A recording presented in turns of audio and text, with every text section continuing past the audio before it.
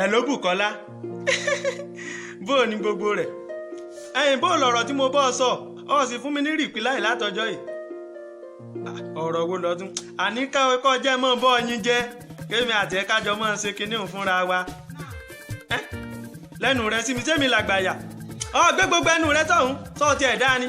according to the story tá a gbọ́ nípa ìyá rẹ̀ gan wọ́n ní lẹ́yìn 100 ọdún náà tó lọ tì mọ́kùnrin kan lọ́rùn ẹgbẹ́ náà nìwọ náà lọ wà lẹ́nu ẹ̀rọ wọn fi ní sakọ jẹ́ kí ní tán ti bọ̀ ọ̀bà àti gbogbo àwọn ọmọge àdúgbò tán àwọn ọmọ àdúgbò tán ti bọ̀ lápá ọ gbé gbogbo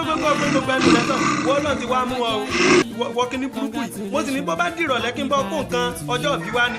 ṣùgbọ́n sí gbẹ́ ẹnu rẹ ò ní kàn bọ́ ọ̀bá gbọ́jẹ́ ń já ọ sí òní gangan ni Olúwa dùn mí nínú Àdùkẹ́ àtolúwapamílẹ́rìn Florence Àbíkẹ́ ni wọ́n ń sọjọ́ bí wọn bẹ́ẹ̀ ni àwọn ọmọ Adébàtà ní nílé Ìlọrin àwọn ọmọ òpó kọlọ́bìtì bẹ́ẹ̀ ni àwọn náà ni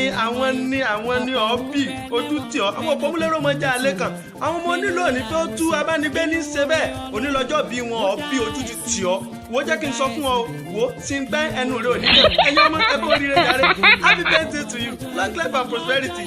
ìgbà ọdún kan ni ẹ̀ dàgbọ́ Ọlọ́run ó wò yín ibi ìbúrè ọ̀bì ojú ti tì ọ́ wọ́n